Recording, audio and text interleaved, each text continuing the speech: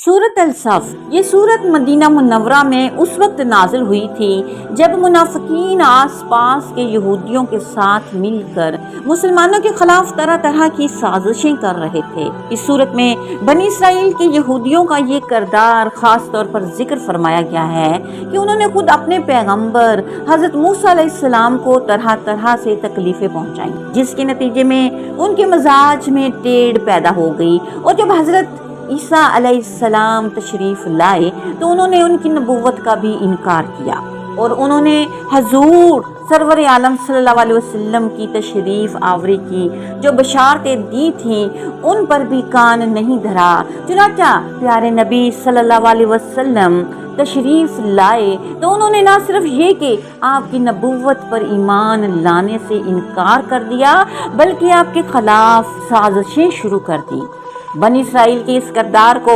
वाज़िया करने के साथ साथ इस सूरत में मुखलिस मुसलमानों को ये खुशखबरी दी गई है कि अगर उन्होंने प्यारे नबी की ठीक ठीक पैरवी की और वो काम किए जिनका अल्लाह ताला ने इस सूरत में ख़ास तौर पर हुक्म दिया है, इस हुक्म में जहाद खसूसी अहमियत रखता है, तो अल्लाह ताला इनको अनकरीब फतह नुसरत अता फरमाने वाले हैं, जिनके नतीजे में मुनाफिकीन और यहूदियों की सारी साजिशें खाक में मिल जाएंगी। इस सूरत की चौथी आयत में अल्लाह ताला ने मुसलमानों की तारीफ फरमाई है जो अल्लाह ताला के रास्ते में सफ बनाकर जहाद करते हैं। इसी मुनासबत से इस सूरत का नाम सूरत सफ रखा गया है।